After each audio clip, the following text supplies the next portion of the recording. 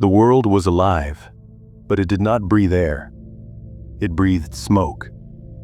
Thick, black, chemical-laced vapors that hung in the lungs and clung to the skin, until you could no longer tell where the body ended and the hive began. The forge world was not a place of men and women. It was a place of labor, of quotas, of furnaces that never cooled. The people who walked its streets were not citizens. They were fuel. I remember stepping from the transit lift into the outer hab blocks. The heat pressed down like a punishment.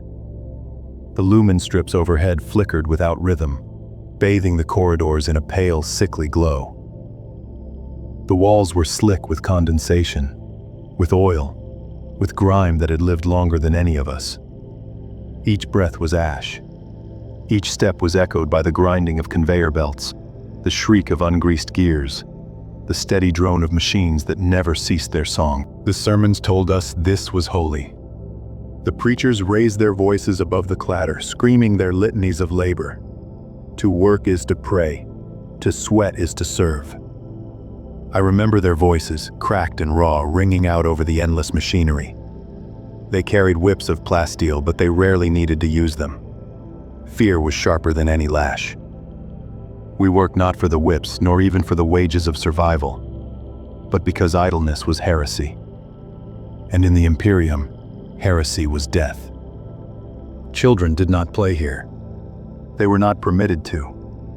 By the age of 5, they were already marked, tattooed with their manufactorum symbols, chained to the quota tallies, and set to work feeding scrap into hoppers, or sweeping the ash from beneath conveyor teeth. Their lullabies were the warning klaxons of overheating reactors. Their toys were broken cogs, discarded rivets, bones of the vermin that starved in the vents. And when they spoke only words they had heard 1,000 times before. Faith, obedience, punishment, salvation. I recall one boy, no more than 7. His skin was gray from the smoke, his lips cracked and bloody from the dry air.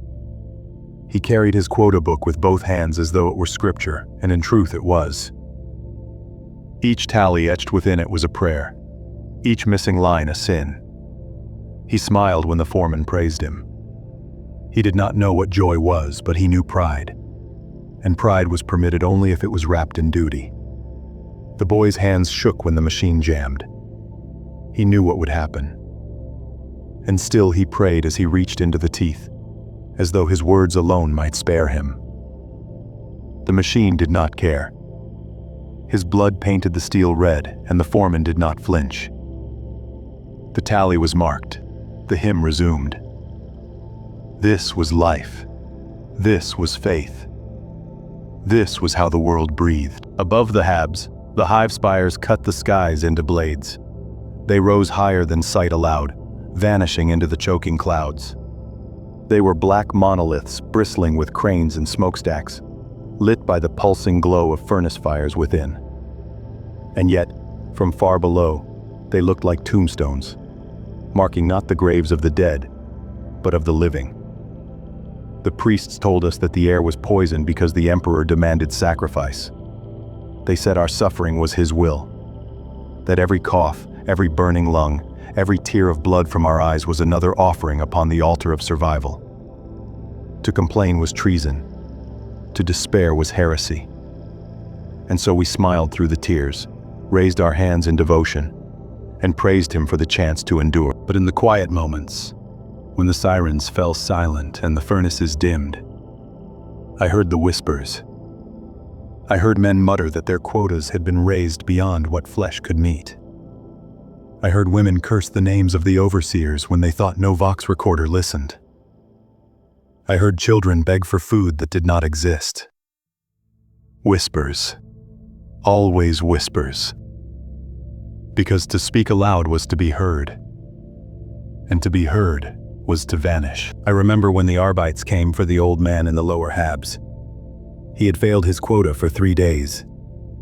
His body was too broken, his hands too twisted by years of work to keep pace with the machines.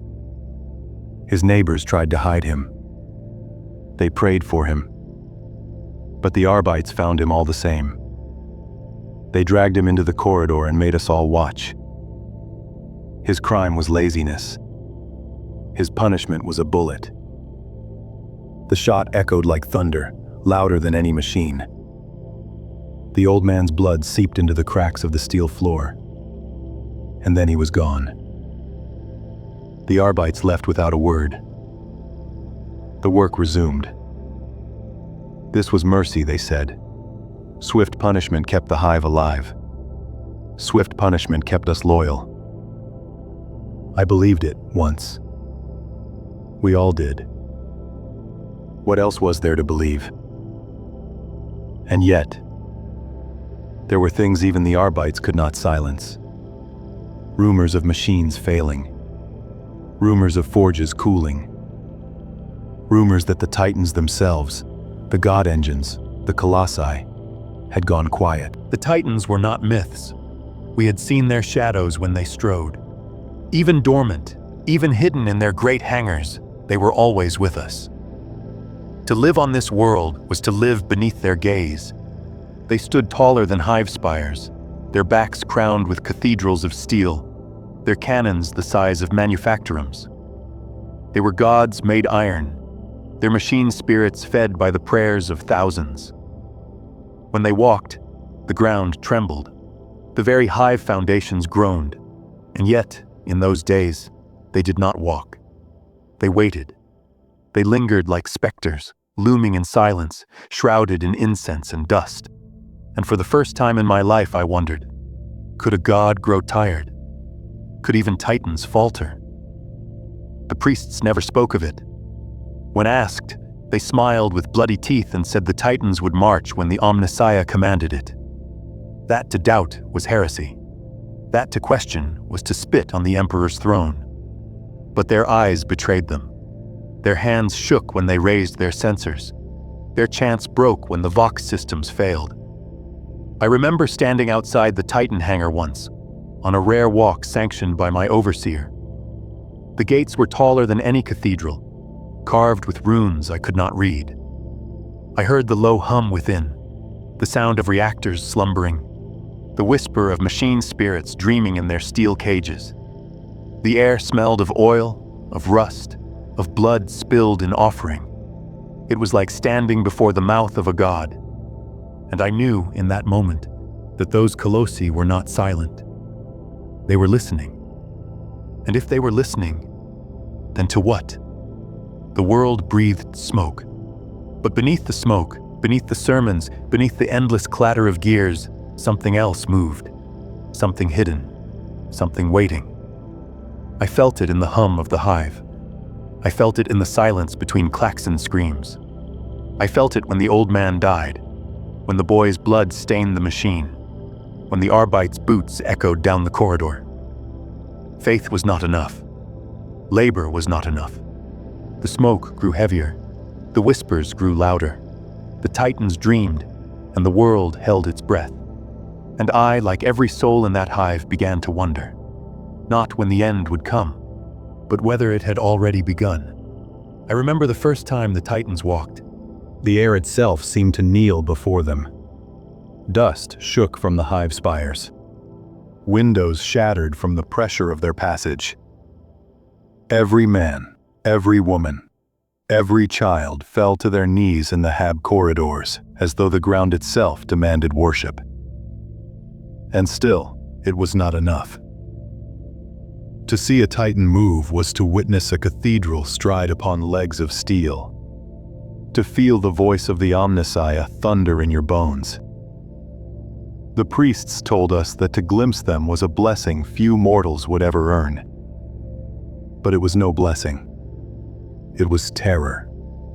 Pure, endless terror, wrapped in hymns and incense. The banners that hung from their armor were faded, but they still bore the sigils of glory from forgotten wars. Names of battles we had never heard. Victories carved into metal like scripture. Victories so distant they felt like lies. Their paint was scarred, their plating blackened by centuries of fire. Their machine spirits were ancient, older than any living priest who served them. Yet they still marched. They had no choice. Titans do not retire. They endure until they burn, and then their ashes are fed to the forges so another may rise. But our legion was dying. Everyone knew it. The priest spoke of it only in whispers, behind sealed steel doors.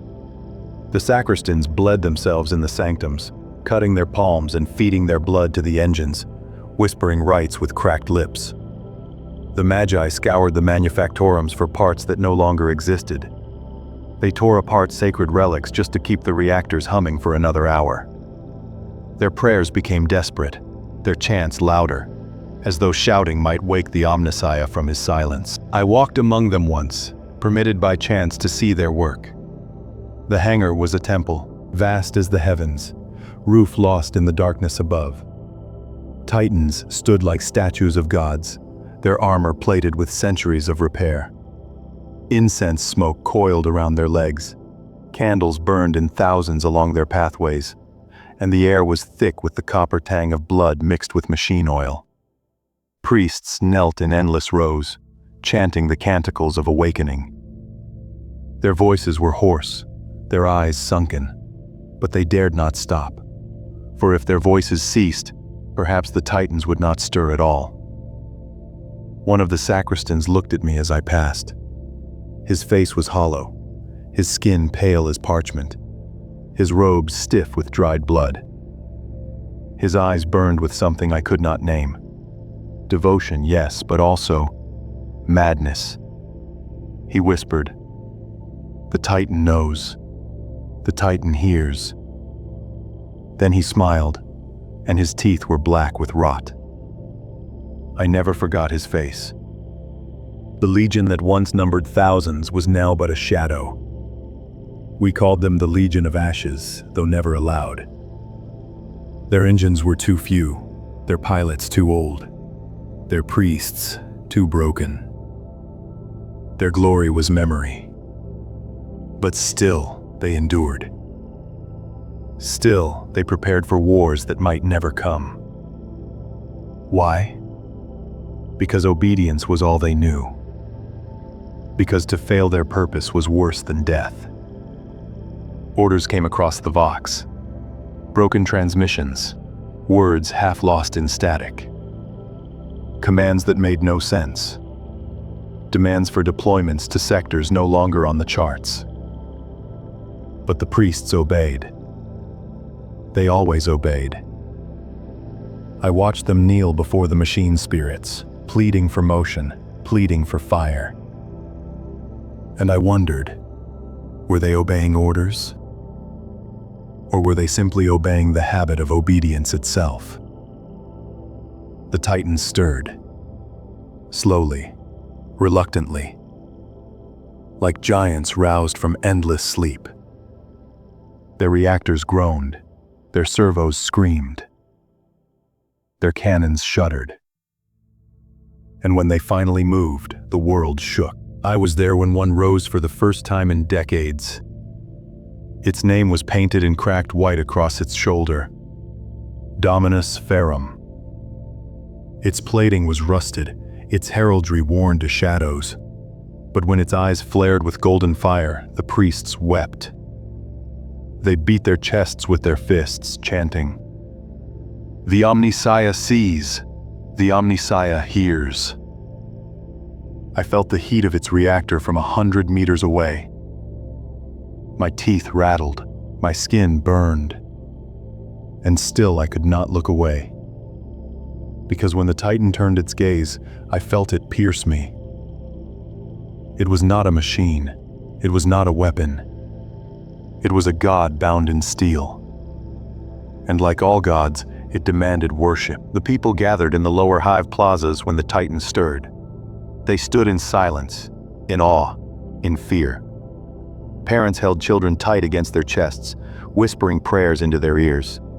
Some wept openly, others smiled as though salvation had come. But I saw the truth in their eyes. It was not hope. It was not faith. It was despair, wrapped in reverence. Because if the Titans marched, it meant war was near. And war never meant salvation. War only meant ash. I remember the day they paraded the remaining engines through the hive avenues. There were fewer than a dozen now. Once, the Legion had been a storm across worlds, a tide of fire and iron. Now, it was a procession of the dying. Their banners fluttered weakly in the wind. Their paint was flaking, their armor scarred. They were monuments to endurance, not power. And yet, the people knelt. They knelt because to stand was to be crushed. They knelt because they were told it was holy. They knelt because they had no choice. I knelt too, and I hated myself for it. The priests sang hymns of devotion as they marched alongside the engines. The hymns were discordant, broken, half swallowed by static from the vox speakers, but the words were clear enough. Duty is all. Faith is all. The Omnissiah provides, but the Omnissiah had not provided. The forges ran dry, the machines failed, the Legion withered, and still they obeyed. I began to wonder then, as the Titan's steps thundered across the hive, what happens when obedience becomes hollow? When the orders are meaningless, when the faith is unanswered, when the purpose is gone. What remains? Perhaps nothing. Perhaps only ash. Perhaps that is why they still marched. Because if they stopped, they would have to face the truth, that they were already dead. The Legion of Ashes, Titans without glory, priests without faith, people without hope. And yet, in their ruin, in their desperation, they became something else, something terrible. They became the embodiment of survival at any cost. And survival, I would learn, is far more frightening than death. Because survival does not ask why. It only asks how much you are willing to burn. It is never the blade you see that kills you. It is the whisper. In the hive, the air was already poisoned. The smog gnawed at lungs. The soot buried itself in skin. And every sermon demanded obedience until the mind itself suffocated. But whispers cut deeper than smoke. They spread through hab corridors like infection. They crawled under doors, slithered through vent shafts, and sat on tongues like a fever. I remember the first one I heard. A woman beside me at the assembly line, her fingers black with oil, her voice barely audible beneath the pounding of the pistons. She muttered, "The Emperor does not see us." Her lips trembled as she said it, as though the words themselves were burning her mouth. I wanted to strike her. I wanted to silence her before the overseer heard. But more than that, I wanted to believe she was wrong. Because a whisper like that never leaves your head. Soon, I began to hear it everywhere. In the queues for ration water, in the dormitory bunks, in the coughing of children who wasted away with lungs full of soot. Always the same doubt, muttered in a dozen tongues. The Emperor does not see us. The Omnissiah does not answer. The priests shouted louder. They beat their censers against the walls until the metal rang like bells. They bellowed their sermons until their throats bled. Punishments grew harsher. Fail your quota by a fraction and you vanished. Speak a forbidden word and your tongue was nailed to the manufactorum gates. Whole families were deported to the waste pits for a single act of idleness. And yet the whispers spread. The Arbites came in force, shock mauls crackling, armor gleaming in the faint lumen strips. They swept through hab stacks like fire. I watched them drag men screaming into the dark, their faces broken into pulp before they vanished into custody. I watched women whipped until their spines bent, children hurled into the dirt while their parents were bound in chains. And still the whispers grew. Because fear does not kill faith. It starves it. It twists it. And when faith breaks, it does not die clean. It festers. It was in the depths of the hive that the cults began to gather. At first, they met in silence. In unused tunnels, in abandoned vents, in the ruins of manufactorums stripped bare by endless demands. They carried candles, though flame was forbidden. And they spoke prayers, but not to the Emperor. not to the Omnissiah. Their prayers were to shadows, to hunger, to voices that lived in the cracks of the world. I do not know when the first shrine appeared. Perhaps it was always there, hidden beneath rust and soot. But I remember the first time I saw one. A wall painted with blood, the shape of a rune I could not understand. A corpse nailed upright, its eyes torn out, its ribs cracked open like a book.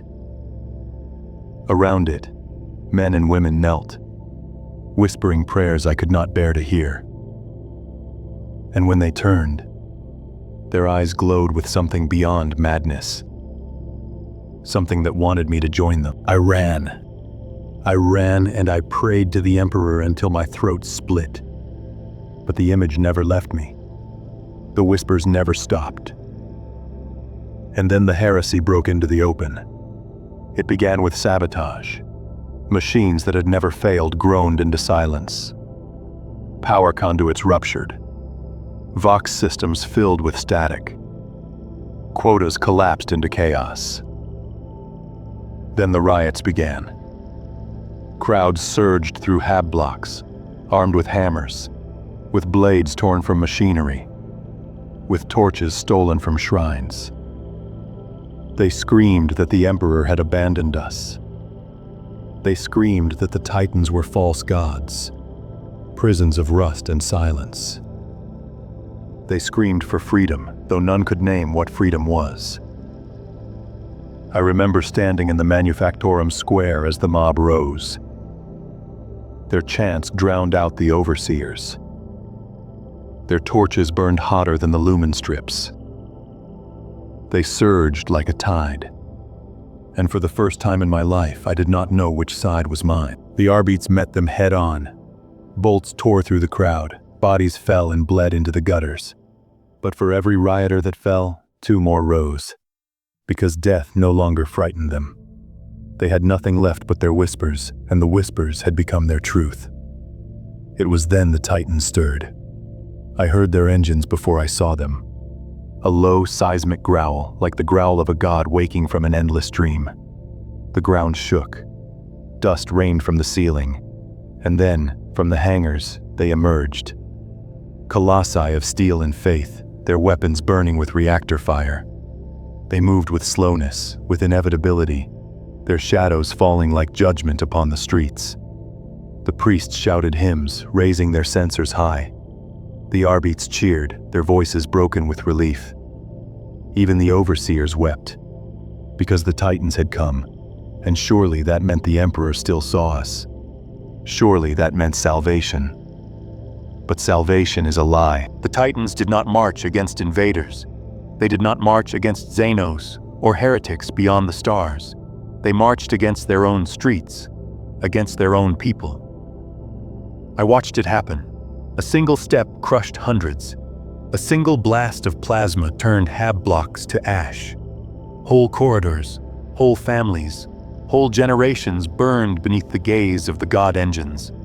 And all the while the priests sang louder, screaming that this was holy, that this was mercy, that this was the Emperor's will. I saw a woman clutching her child as the Titan's cannon turned toward them. Her mouth was open in prayer. She did not scream. She did not run. She only prayed. And then she was gone, erased in fire brighter than the sun.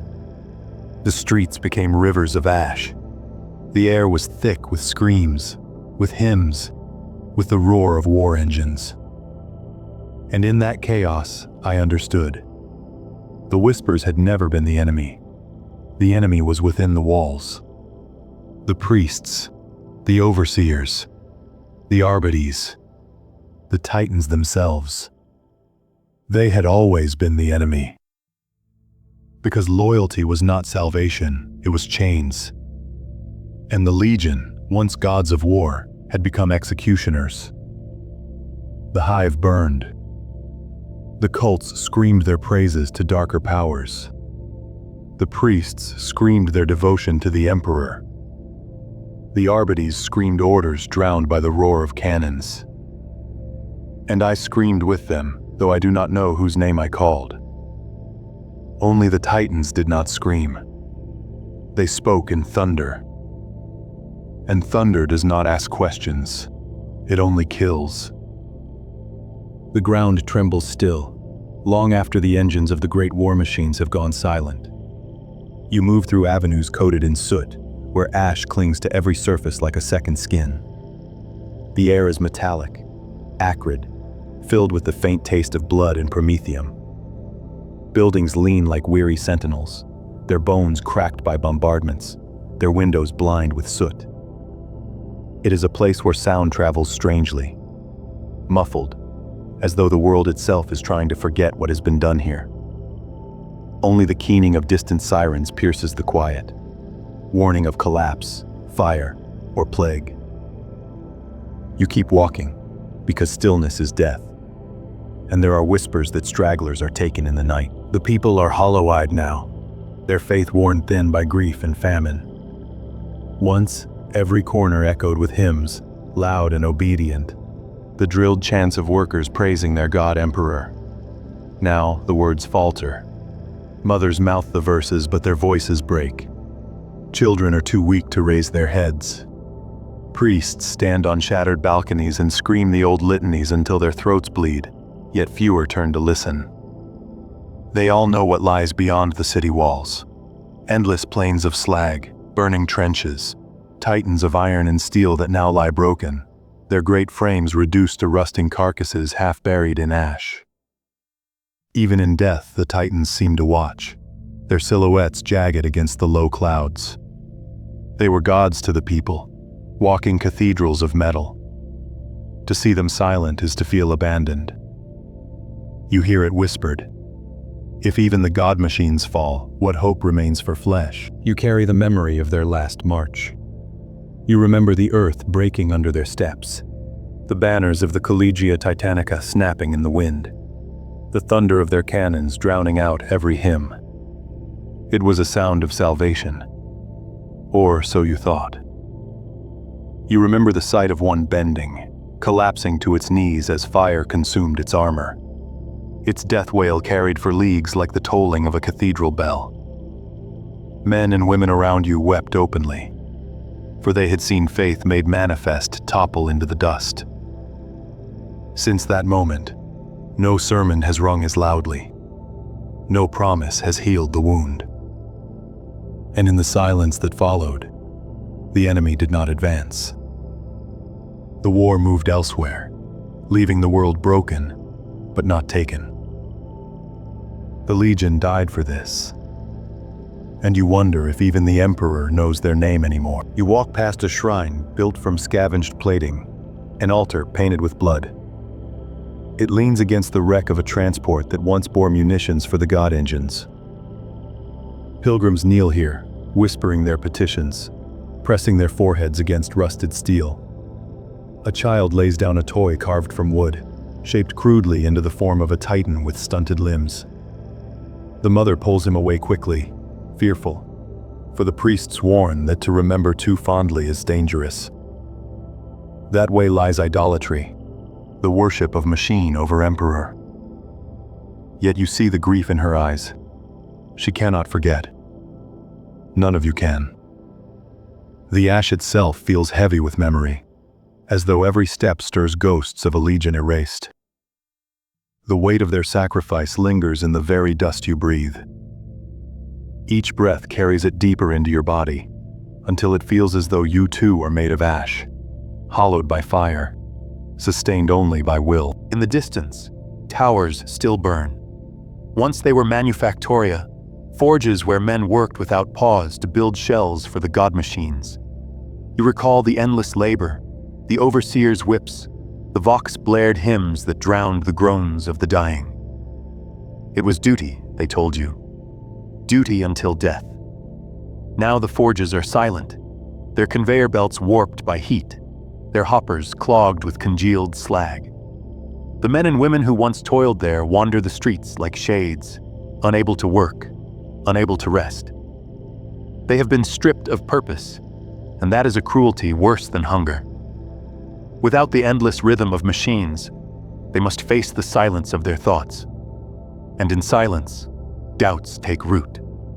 Was it worth it? Were the god engines truly loyal? Or were they abandoned, sacrificed to a war that no one will even remember? The ecclesiarchy will not tolerate such questions. Already the Inquisition whispers through the city like smoke, faceless men in dark robes watching, listening. The punishments for despair are swift, yet no punishment can match the despair itself. Even the priests tremble now. You hear them argue in hidden cloisters, their voices sharp with fear. They speak of heresy rising from the ruins, of cults forming among the starving, of secret gatherings where the lost chant names not found in the Imperial Creed. Perhaps it is true. Perhaps the people turn elsewhere, to shadows, to false promises, to anything that can explain why their titans lie broken and their skies are empty. Faith is fragile, and hunger gnaws at it like rust. You know this, because you feel it too. The prayers fall hollow in your mouth, and still you say them. You say them because silence is dangerous, because silence is despair made flesh. The days bleed together. Ash falls endlessly, black snow that never melts. The sun is a pale disk, barely visible through the choking clouds. You hear rumors that the enemy still lingers in orbit, unseen but watching, waiting for the right moment to strike again. And so the city waits with it, caught between the memory of what was lost and the dread of what may yet come. The titans will not rise again. The legion is gone. The banners are ash. Yet their shadow remains, carved into the bones of the world. You feel it pressing down upon you, a weight too heavy to bear. You do not know if it is grief or guilt or some lingering echo of their engines still resonating in the earth. You only know this. There is no escape from what has been done here. The weight of ash is eternal, and it settles deeper every day. The silence is worse than the bombardments, worse than the screaming hymns, worse than the grinding of metal, worse even than the colossal roar of the titans as they fell. The silence endures, heavy and absolute, as though the world itself has chosen to hold its breath. You walk through streets where no birds fly, where no machines hum, where even the vermin have fled. The silence is complete, broken only by the coughing of the sick and the muted shuffle of the living. It is not peace. It is not relief. It is the silence of aftermath, of a world that has survived but has not endured. The ruins stand like monuments to futility. Each spire, once lit by endless lumen strips, now looms in shadow, its stained glass windows blackened by soot. The sermons etched in stone are unreadable, scorched into incomprehensible fragments. Whole districts are abandoned, their doorways sealed with makeshift barricades, not to keep the enemy out. The enemy is gone, but to hold despair within. The people whisper of plague spreading in those quarters, of heretics nesting in the empty manufactoria, of shadows that move even when no light falls upon them. You do not investigate. None of you do. Curiosity is punished, and fear has long since replaced courage. You find yourself returning often to the broken carcasses of the god engines. They rest half buried in the ash like skeletal saints, their eyes forever extinguished. You stare at their hollow visors, expecting something, a spark, a movement, a sound, but nothing comes. The silence within them is absolute. And yet, when you close your eyes, you swear you hear echoes. The groan of pistons, the thunder of weapons, the grinding hymn of metal legs crushing the earth. Ghosts of sound, perhaps, or the fragments of memory clinging to your mind. But sometimes, when the wind shifts, you are certain you hear them in truth. As if the titans themselves remember what they once were and mourn their own absence. In this silence, the ecclesiarchy grows louder. Priests climb atop shattered pulpits and cry out their sermons with cracked voices. They demand obedience, louder now than ever before, because they too feel the silence pressing in. They cannot allow it to take hold. They warn of punishment, of damnation, of the Emperor's wrath for the faithless. They order you to chant, to kneel, to sacrifice. But even their voices falter, and the louder they shout, the emptier their words sound. The silence swallows them. The sermons ring hollow. The flock dwindles. You see it in their eyes. They are shepherds without a herd, shouting at dust. The Inquisition comes quietly. You see the robed figures in the alleys, their faces hidden, their eyes too sharp. They vanish as quickly as they appear, dragging the despairing and the faithless into the dark. The silence swallows their screams as well. Whole families disappear in the night, their doorways marked with burning sigils as a warning. Still, the silence returns by morning, heavier than before. It cannot be broken, not by fear, not by faith, not by fire. You begin to wonder what remains. The Legion is gone, their names erased from records, their banners burned, their deeds left unspoken. The Titans are corpses of steel, the Manufactoria lie dead. The people are shadows of themselves. Even the priests, even the Inquisitors, are hollow. Only the silence endures, vast and unyielding. You wonder if perhaps this is the true fate of loyalty. Not glory, not remembrance, but silence. The Emperor demands sacrifice, and you have given it. Yet what reward has come? Ash, hunger, grief, silence. And yet, even here, some persist. You see a child kneel before a wrecked Titan, whispering a prayer no priest taught him.